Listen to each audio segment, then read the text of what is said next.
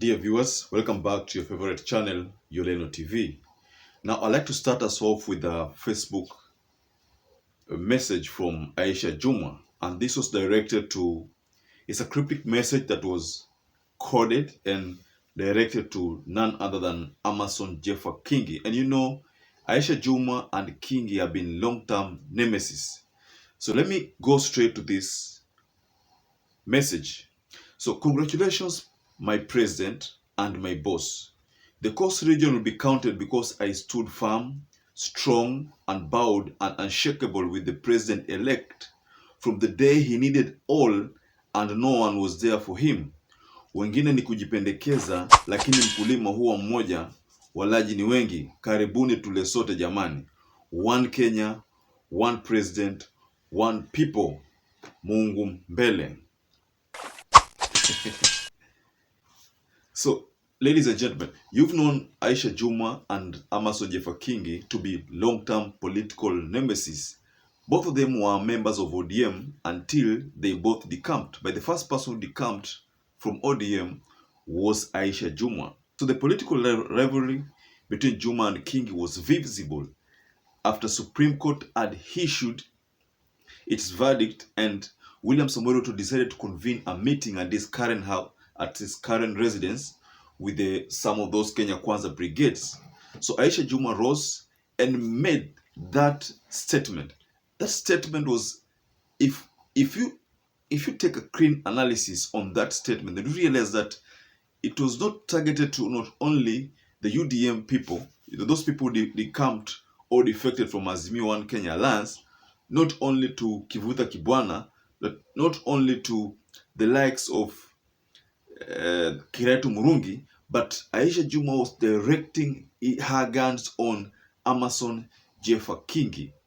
You know, the two have always had war of words previously. You remember in the campaign of Kenya Kwanza, when after Amason Jeffer Kingi decided to join the Kenya Kwanza wing, it was impossible for him to work within Kenya Kwanza because AISHA JUMWA was constantly attacking him. And even there's a time when he was in Kilifi, AISHA JUMWA had requested Kingi to be reporting at the Hustlers office for the campaigns, that there was only UDA candidate who was predominantly AISHA JUMWA. So Kingi had his own preferred candidate. So it's for that reason that Kingi refused to support AISHA JUMWA's gubernatorial ambition. So that is the reason why the war between the two escalated further. AISHA JUMWA would have expected maybe when Jeffer Kingi joined Kenya Kwanza that he would support AISHA JUMWA because AISHA JUMWA was the candidate for UDA. But that did not happen, and Kingi decided to go for Kithi, and he kept on pushing Kithi to be the governor for Kilifi County. Of course, the people gave the ODM candidate the governorship, Mungaro, none other than Mungaro. So both Kingi's candidates and AISHA JUMWA lost. But of course, we know that there was some previous utterance that AISHA JUMWA made when he was in Kilifi. She said to those people that musiponipatia kazi, Ruto atanipa kazi. So the people decided to give Mungaro the governorship of Kilifi County. So the question that begs is, will this rivalry between Kingi and AISHA JUMWA end?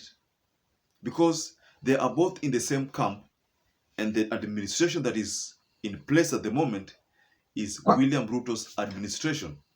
So if going forward this rivalry will continue, then I think there will be a lot of scrambles, a lot of squabbles within the Ruto government. So the best way to deal with this is to give perhaps AISHA JUMWA a ministry, if I'm not wrong, so that at least she can be busy with her national cause at the other end, and maybe probably give Kingi some custodial jobs to make sure that the voter basket within Mombasa County is intact.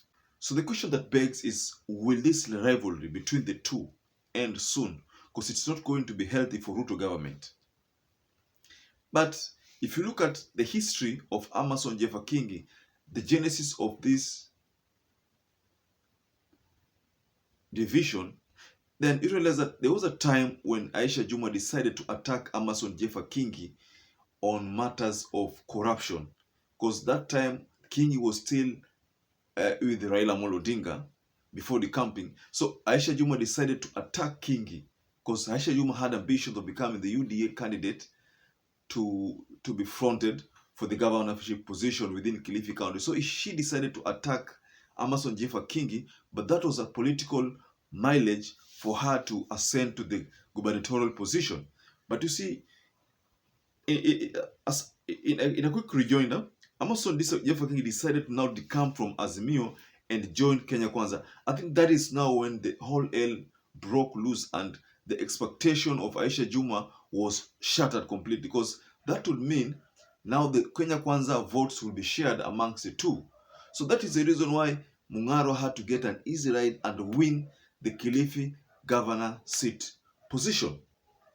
So ladies and gentlemen, I was merely trying to do some analysis on this political rivalry between the two leaders of Kilifi County, that is Aisha Jumwa and Amason Jeffer Kingi. Do you think this rivalry will end soon? I asked that for the second time.